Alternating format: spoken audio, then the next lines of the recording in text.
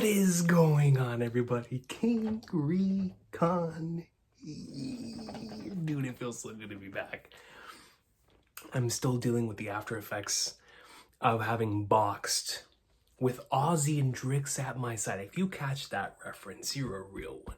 As a matter of fact, let me know in the comments down below if you even know who Ozzy and Drix are. Alright, shout out to Ozzy and Drix.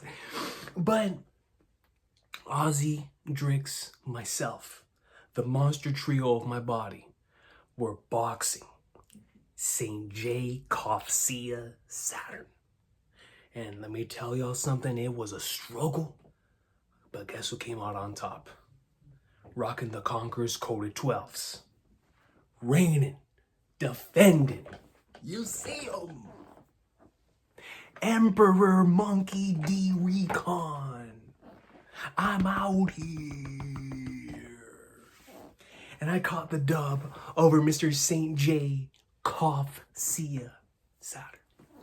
And thanks to that, yesterday's video I recorded last week and was not able to get it up until yesterday. But today is my first time recording in like a week, and I can't even begin to tell y'all how hyped I am to come on here and talk about this greatness. Once again, deal with me. My voice is still recovering, but it is time to talk about some greatness, man. I have a couple comments here that I want to talk about. This is part 2 of the Afterthoughts.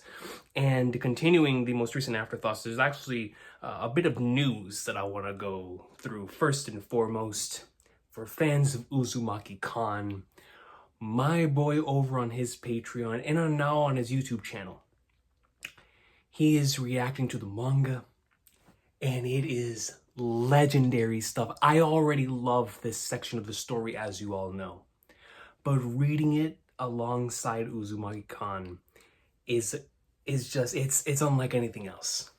It's unlike anything else. It's like solidifying my love for the greatness that took place at the end of Onigashima. And so if you're a fan of Uzumaki Khan, and obviously if you're watching this, you're a fan of the manga, definitely go check out those reactions because they are absolutely incredible. They are so much fun, and nothing but love to my boy UK. And then, Yonko Productions apparently put out earlier today the episodes 1051, 1052, and 1053 episode titles. Now, the reason why I stopped at episodes 1053 is because apparently we're going to be going on break in the anime on March 5th, which, Toei's been going in so hard. The animators need that break, man. It's been nuts. The beginning of this year, from the moment that we got the All-Stars Take the Stage episode until where we are right now, I haven't watched the most recent episode. I'm going to watch it with the next one as a double. But up until that point, all those episodes were bangers. I mean, straight up, just banger, banger, banger, banger, with some of the all-time great sequences, right? So it's like we've been off to a very strong year, and from what I've been told, episode 1051. So let me go ahead and read through these, and then I'll talk about some brief thoughts, right, and what I've been told to expect from these episodes. Episode 1051, the adaptation of chapter 1026, a legend all over again. Luffy's fist roars in the sky.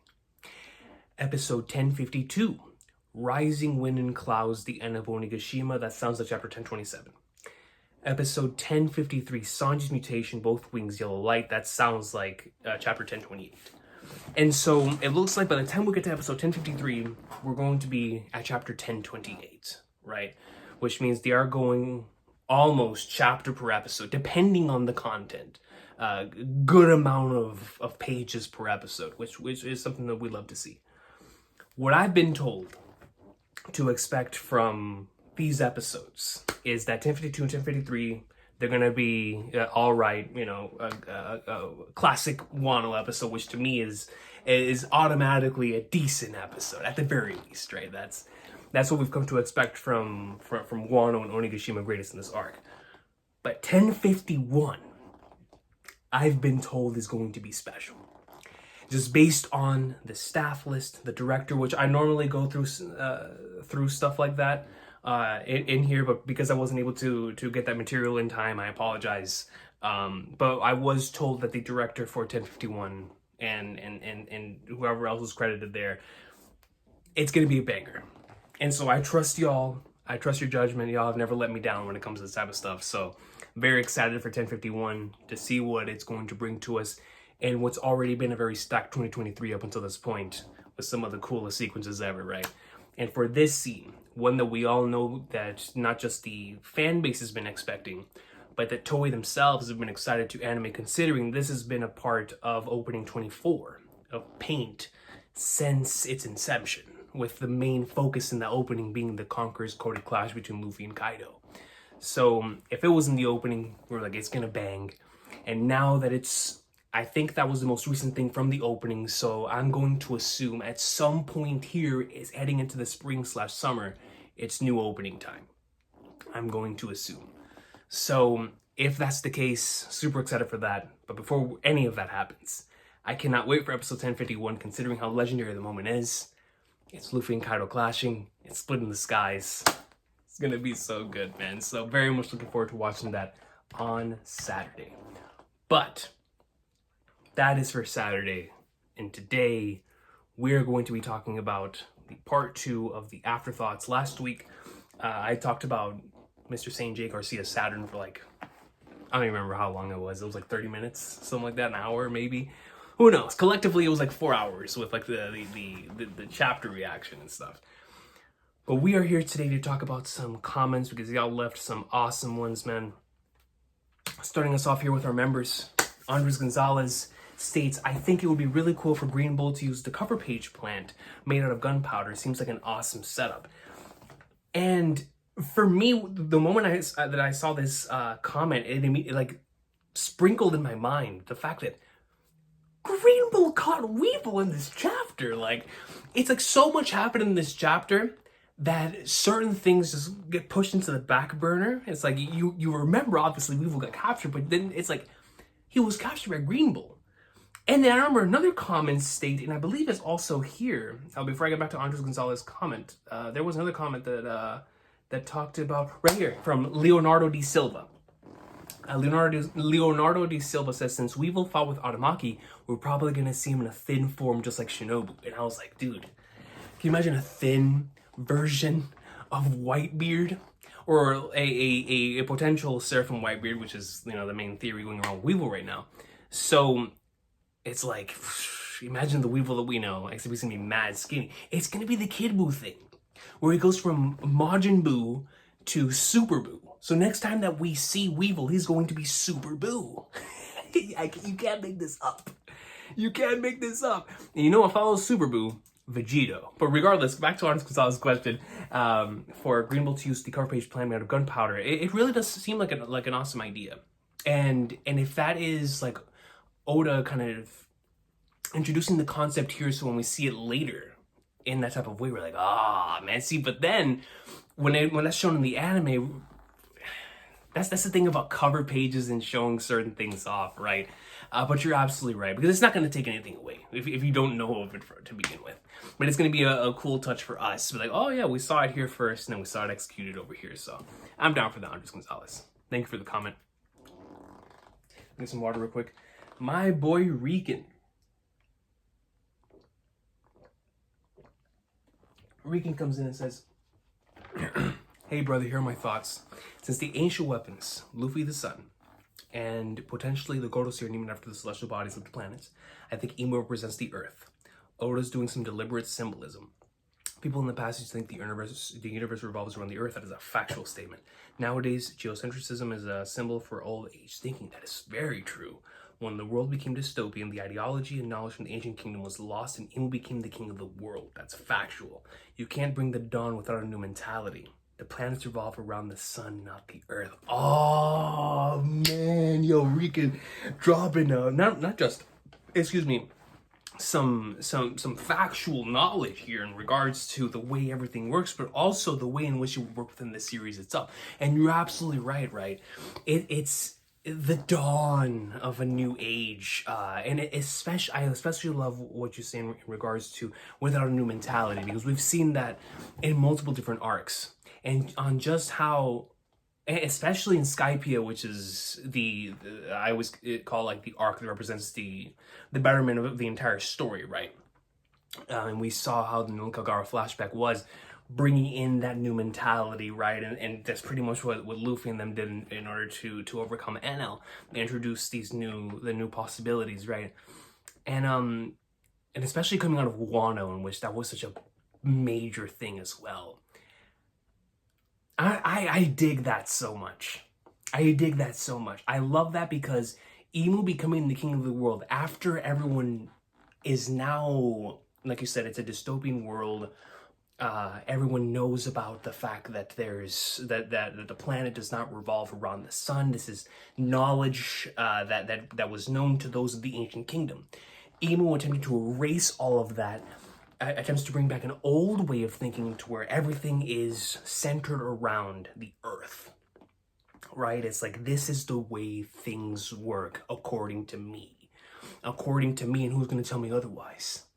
Anyone else otherwise, they're going to lose it.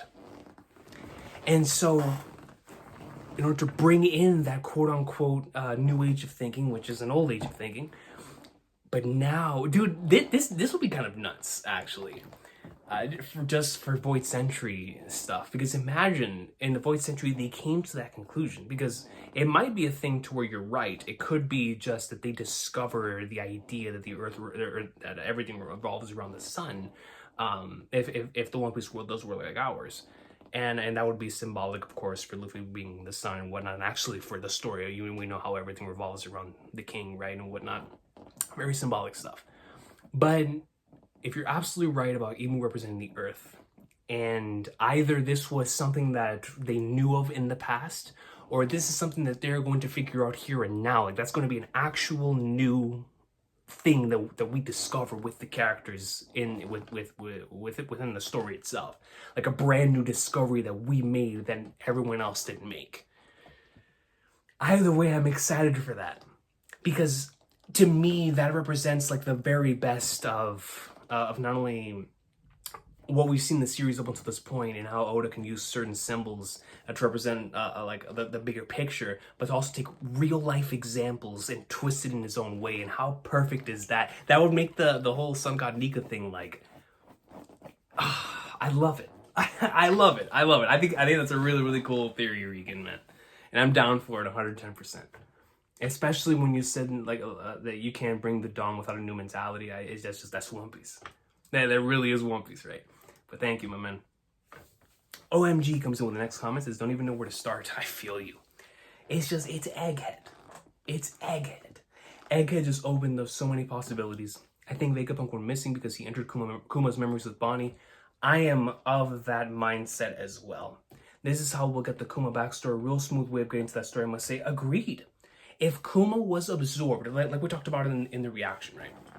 If Kuma was truly absorbed into, or not Kuma, if Vegapunk and Bonnie were absorbed into Kuma's memories, and now Bonnie's going to have the opportunity in like a VR type of setting to quote unquote put on the goggles and live through Kuma's flashback, this is going to be the arc to do that. This is going to be the arc for Oda to experiment with a futuristic concept within Egghead in a way that works within One Piece. Because to me, it just makes so much sense that something like that would be introduced within the futuristic arc of this series, where somebody actually enters someone's memories in like a VR type of way, in another reality, in a reality that actually existed through somebody's memories. And it's just like we've talked about multiple times when it comes to Bonnie, it's going to make everything hurt so much more. It's going to be double the pain, where we see everything through Kuma's eyes, and then we're going to understand that Vegapunk, this is what Vegapunk didn't want to show Bonnie, therefore he has to deal with the consequences of having shown Bonnie, and how Bonnie's going to feel about it once she figures out whatever in the Flying Flaggers is in the Kuma flashback. It's going to be insane, man. But I believe that it's not just Saturn who's on the move. He's going to Egghead to talk to Vegapunk. Maybe to prepare the cleansing in some way. The other Gorosei are probably on their way to other people. That's interesting, OMG. That's really, really interesting. Like Shanks, Dragon, Blackbeard, and Akainu. If one of the Gorosei pulls up to Shanks, I talked about Dragon pulling up on the Gorosei being chapter of the year. I see one of the Gorosei members. Oh, Pull up on Shanks, Blackbeard. Oh nah, bro. Now Akainu I could see. Akainu I could definitely see. But pulling up on one of the emperors? Imagine one of them pulling up on Buggy.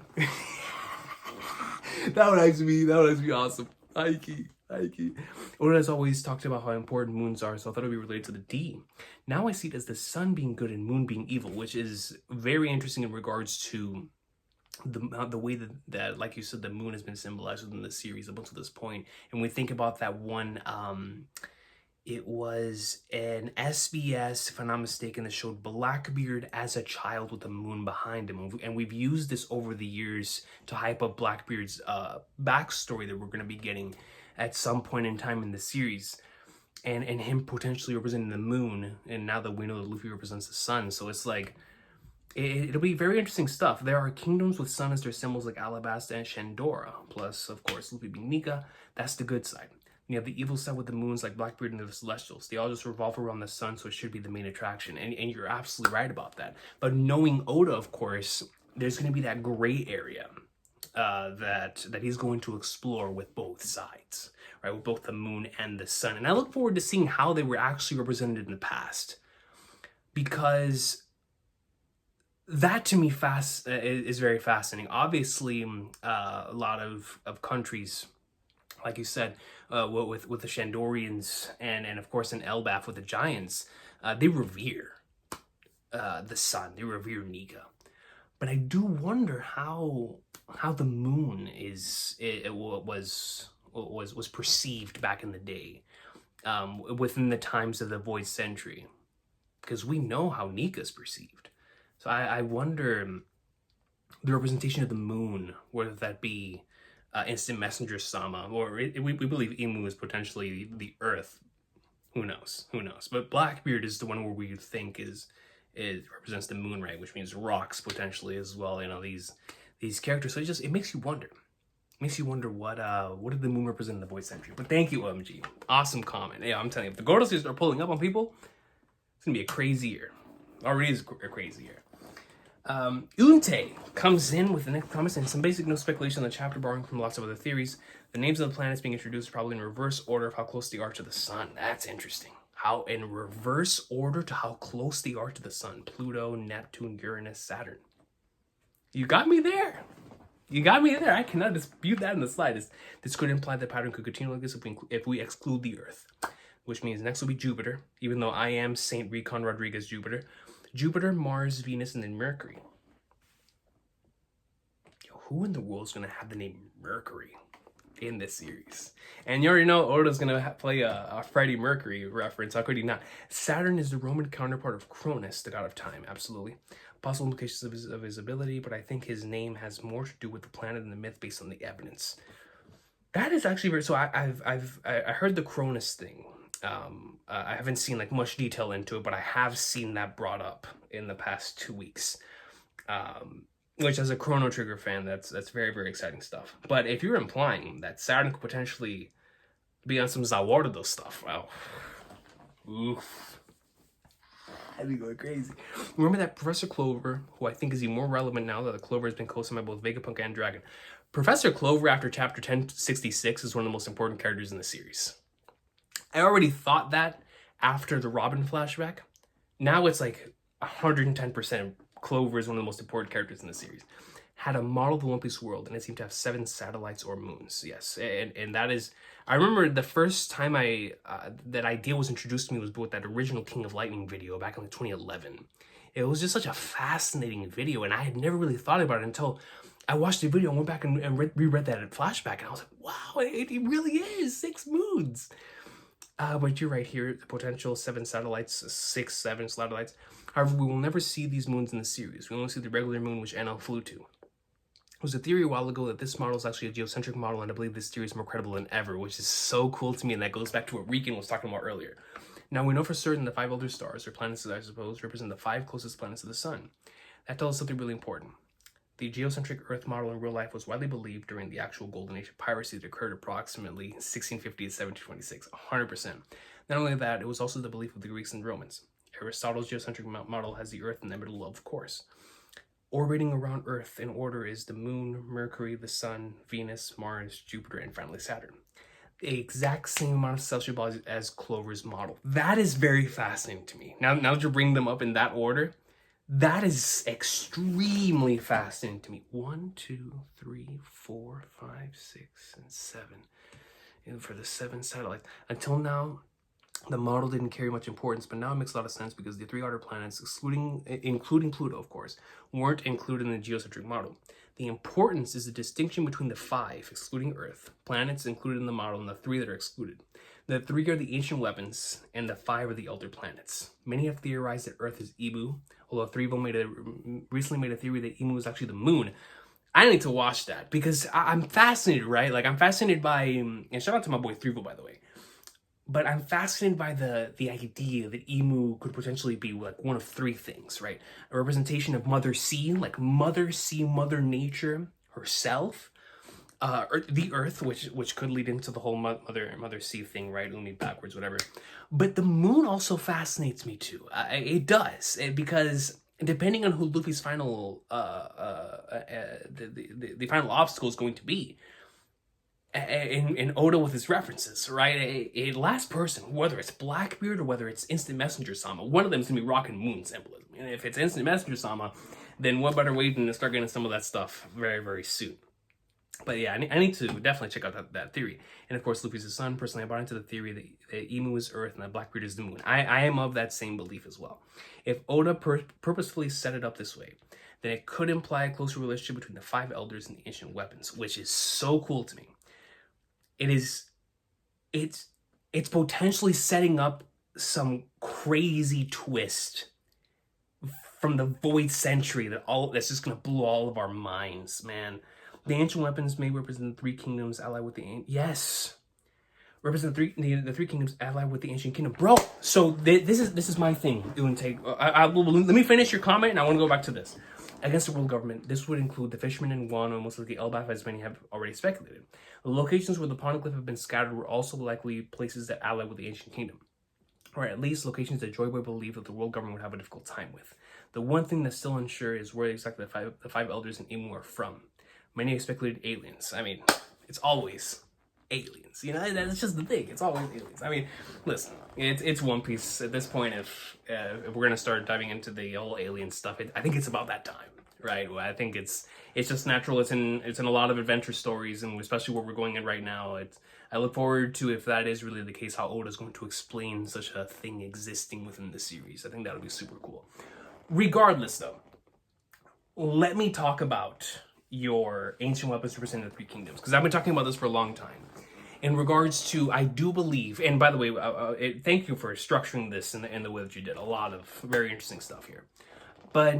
This particular thing with the ancient weapons representing the 3 kingdoms, that fascinates me because I've always been in the belief that each ancient weapon belonged to a phase of the planet. So we know it's divided in 3. The sky, the blue sea, as it was called by the individuals in Skypiea, like where we reside, and then below the sea, right, like under the sea, then Fishman Island. So Fishman Island obviously has Poseidon. Then we know that Pluton is potentially going to be a ship that took place within the Blue Sea.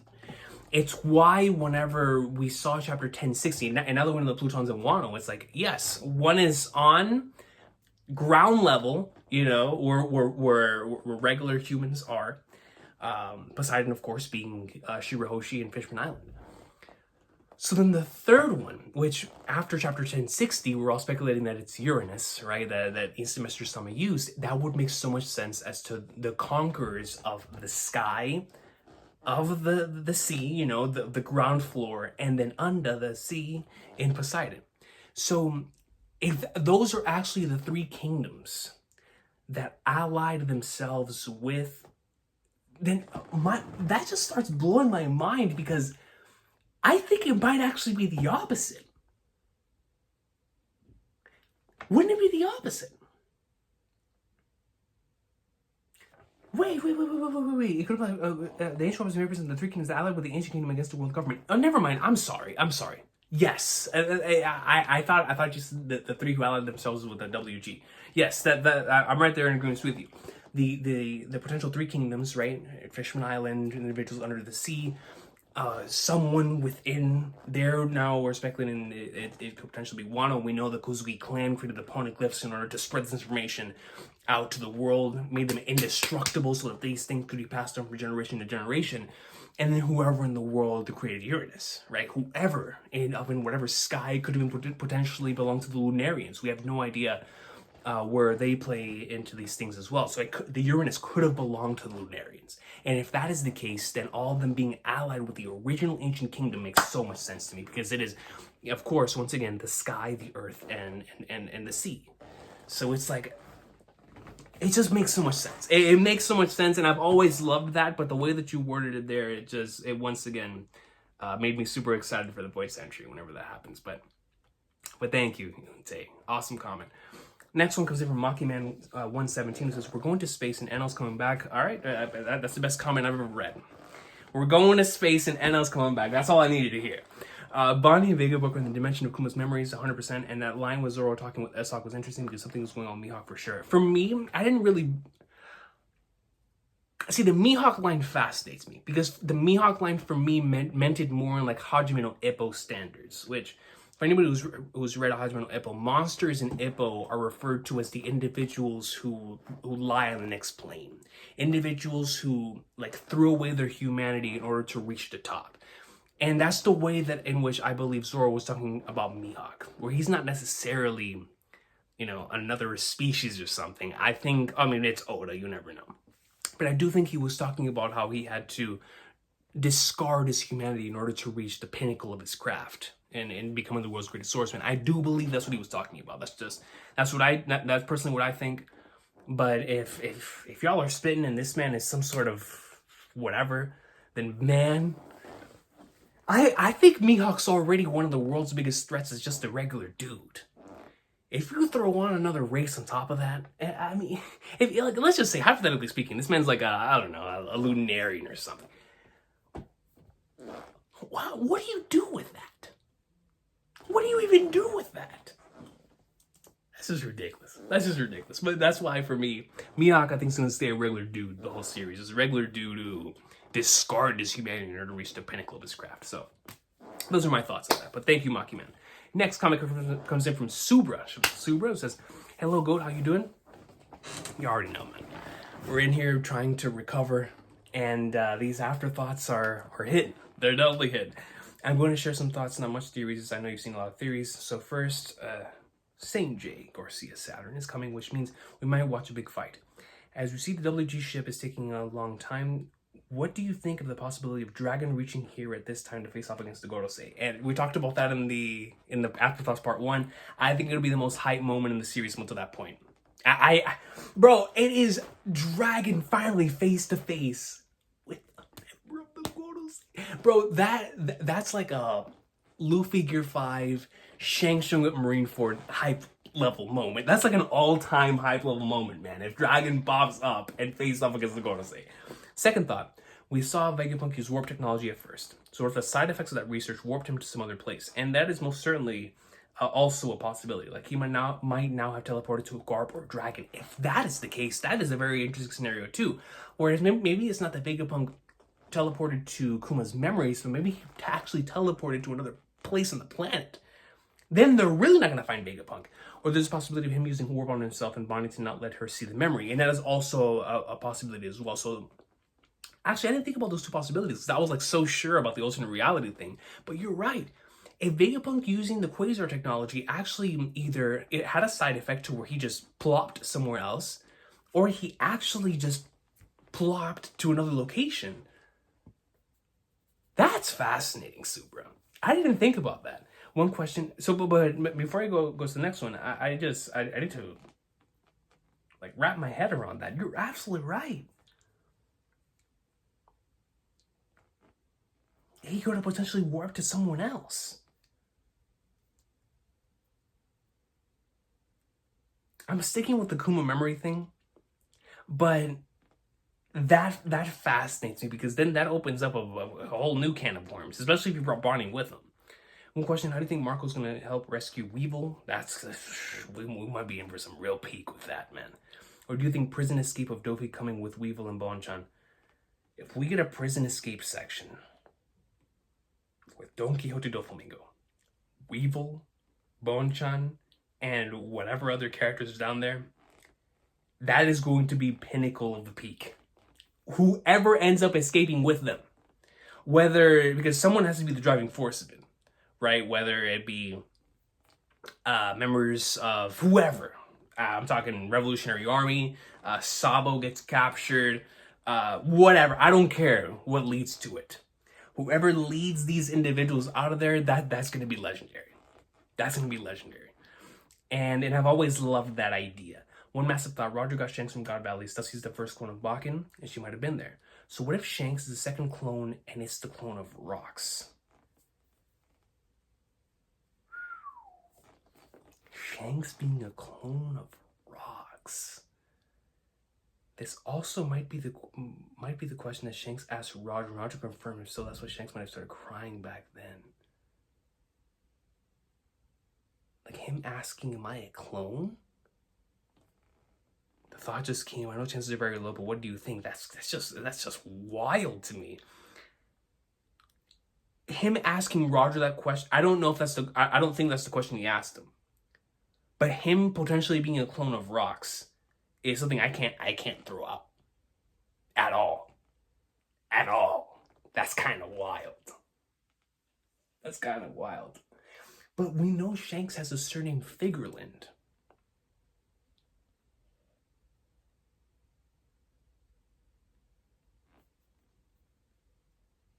Yo, stop trying to break my ankles, man. Stop trying to break my ankles. See, I don't want Shanks to be a clone, but if he is, that would explain why he himself doesn't believe. But then he also said he's gonna go after the Wumpies. Well, also, but he's going after the next generation. Like, dude, I'm not, bro. All right. We're gonna keep that cooking in the background. I think that's actually a very fascinating theory. But I do not believe that's what Shanks asked Roger.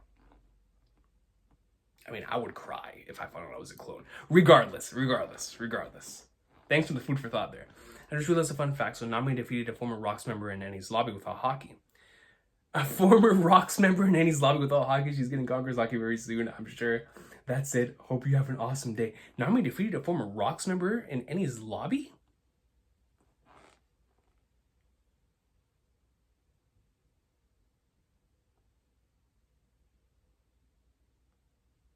Talk about Khalifa?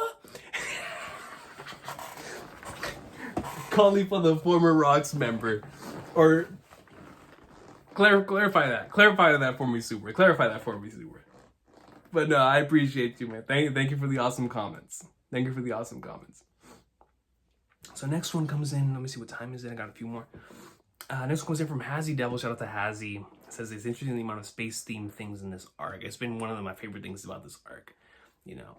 In the series, you know, one of my favorite things about this arc is how it has recontextualized the ideas of these things, right? With like in Pluto, like you said, a Uranus, Saint Garcia, Saturn, Sulong power comes from the moon, Nika Luffy connection with the sun god, NL and the moon. It's like what is Oda cooking in the grand scheme of things when it comes to all these concepts? I feel like space will continue to become a more important element of the story, and it makes me want to go there. Like that is the ultimate adventure, to make it up to space. And I don't know if Roger and them made it up to space. There is, of course, the potential scenario where Laugh Tale is in space, obviously, right? But that is the ultimate adventure, to go up into space. And I don't care if Roger did it or not, if we were the first ones to do it, whatever. I think that would be the ultimate journey. It would be if we were to make it up to space. And it's an adventure series. Space pirates. Captain Harlock. I mean, dude, we can do it, man. We can do it. And hopefully we do. But thank you, Hazzy. Next one comes in from Samuel Barrow, who says, my two possibilities for why Vegapunk went missing are Vegapunk's teleporting device used when he met him with the ancient robot, and we talked about that earlier. Shiryu kidnapped him and was the one who turned off the barrier. Now, in the, shout out to my boy Zaki, Chestnut, Mac, and myself, we're in the Voice Entry podcast. We talked to, and somebody brought up the idea of Lafitte potentially being the one who was here and turned off the barrier. If it's not Lafitte and you're right, it's Shiryu, or it's Shiryu and Lafitte, whatever. Shiryu kidnapping him and being the one to turn off the, that is a Blackbeard having Vegapunk under him too is a wild twist. Him forcefully taking Pudding, forcefully taking Kobe, and now he potentially forcefully takes Vegapunk too? It's also likely that the other Gorosei will be named after other Roman gods, with him being named after Gaia, which... Gaia, Final Fantasy fans were eating. That's all I gotta say, we're eating. We're eating, man. But Samuel Barrow, thank you very much for your comment. Absolutely, that Shiryu thing is crazy to me. Crazy to me. So the next one comes in from Dima Razrav. Chef the Demo says, "Hey, hi coach, love the content as always. Appreciate you so much, dog. What do you think? Who are the Gorosei fought back in the day? Because like you said, everybody has some type of battle scars. All of them have battle scars. My headcanon theory is that they were combatants long time ago against the old revolutionary army. They were named differently before Dragon. Were trying to abolish the old world government. They were some type of mercenaries, pirates, admirals who put together to fight the opposition, and Emu was leading them behind the scenes. After winning the war, all the history and info was wiped and deleted. Dragon lets people know the truth.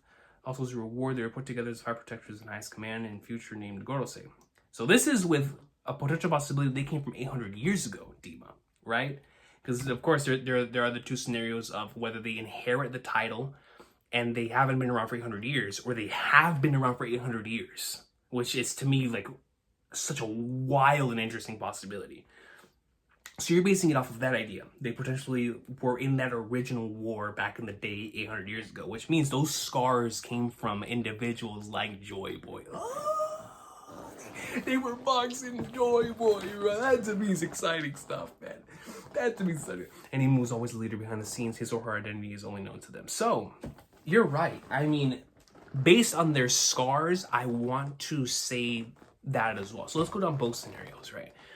If they came from the past, obviously, if they've been around for 800 years, then they were boxing Nika. They were boxing Joy Boy. They were boxing the originals on the planet who were ready to fight for their freedom, right? And do what they were doing back in the day before everything was wiped out. So they were most certainly a part of that, if they were alive back then. If it's a just recent thing, who could have scarred these dudes? I mean, you think about how old they are, right? And you think about potential individuals who could have done such things. First name that comes to mind is Rox. Like, Rox potentially having boxed the Gorosei, but at the same time, it's like, I don't think Rox is doing that by himself against all five. Someone else must have done something too. It's like, who else? But Rox is the first thing that comes to mind if it is a recent injury and not one from 800 years ago. So, out of the individuals that have been named in the series, Rox is the only one that I could think of that, delving into the taboo project, knowing a lot about certain things, the fact they wanted to shut him down, right? God Valley obviously being very important to the overall part of the story. He was that dude. So if he potentially, let's just say the Gorosei were there, or I don't know, man. But regardless, it still steps to things that is very, very interesting, because it's like, who could have damaged it? If the Gorosei are on that level and they're nasty, right? Whether they're at the very, very top of like the list, or they're somewhere in the middle, or whatever the case may be, they're still, I believe, combatants just based on their scars. So it's like, if that's the case, whether they lived a long time ago or it was just recent, if it was a long time ago, it was definitely against Nika and the boys. But if it was just recently, I think Rox is the only option I have in my mind. And if it was Rox, that changes my entire perspective on Rox as a character. And that was actually it. Like that's just. Could you imagine having that on your record? I'm the man who scarred the Gorosei. And if it's not Rox, then I wonder, the Iron Giant, whenever he invaded. There has been multiple invasions of Mighty Joa, so it's like, I don't know, man. I don't know. It's so interesting when it comes to the Gorosei, because there's so much mystery to them. So much mystery to them. But thank you, Dima. Definitely going to continue thinking about that. So we'll read a few more. This one, Coffee Dude, bringing up a similar concept as what Samuel said earlier. Coffee Dude 2457 says, but the reason Vegapunk is missing is because Blackbeard pirates snuck in, hence why the defense barrier dropped and stolen. Shiryu with his fruit could possibly be the reason, which that's such a wild possibility to me. Blackbeard taking Vegapunk too. That's just madness. Madness. So thank you. Lutic Neo, who super chatted within the stream. Shout out to Lutic Neo, who says, Just gonna leave the comment turning on yesterday's stream. The other Gordos will have planet names too set in this chapter. The other four probably Mercury, Venus, Mars, Jupiter. Emu representing Earth, King of the One Piece world. And also, interestingly, the ancient weapons are named after the remaining planets, which are Uranus, Neptune, and Pluto. And we talked about that earlier. Thank you, Lutek Neo. Next one comes in, so we'll read two more. DJ, my dog, comes in and says, "Yo, coach.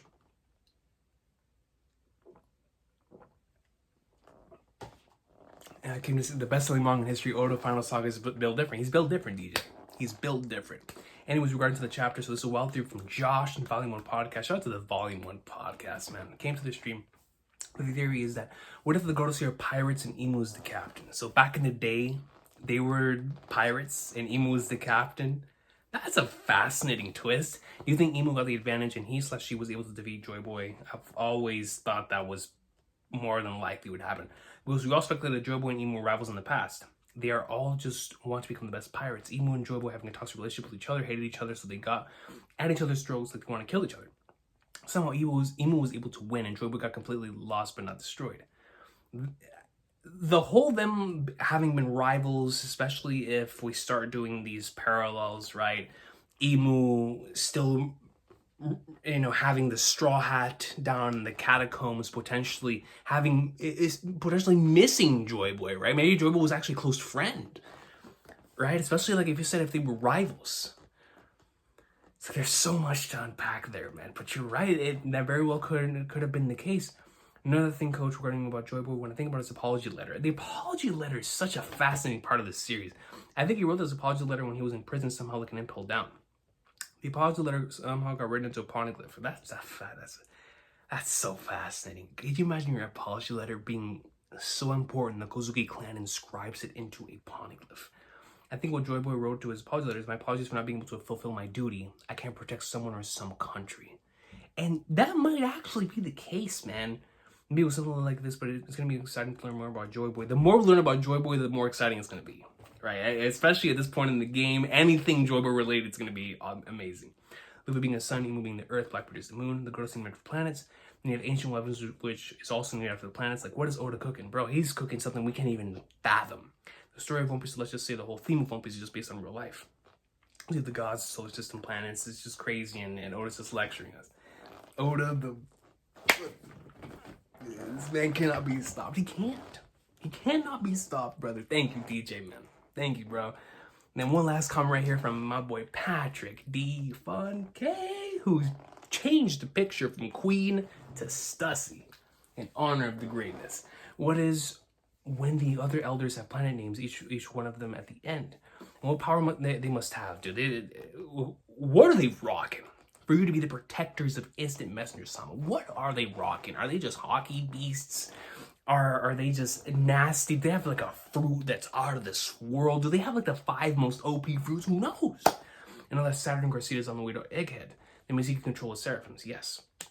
And then the OG Vegapunk. So about your controlling the Seraphims thing, it was so interesting to me that Oda introduced that concept.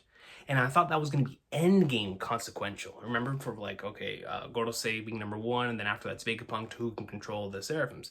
No, that was Egghead consequential. So that's very interesting. And then OG Vegapunk vanished, and Bonnie vanished too, and potentially it's because of the memory power. Next time we'll see them will be with Inkoma's memories. And it's like, man, I'm not ready for that at all. I'm not ready for that in the slightest. But thank y'all so much. I apologize for not being able to get more of them. I'm short on time. But I really wanted to get this video out before we got to the next chapter, which is going to be coming out in a few days, man. And so I cannot wait for the next chapter, the best-selling manga in history. But I will see all of y'all then. Have a great one. Thank you so much for your continuous support, for these awesome comments. And Egghead Island is truly on a completely different level, man. Every single week, we just continue to have these incredible theory crafting sessions where we're just losing our minds, and it's what makes the One Piece experience so much special, and Egghead has really captured that. So it's been a blast. But I will see y'all next time. Have a good one. Take care, and thank you for being patient with me, y'all.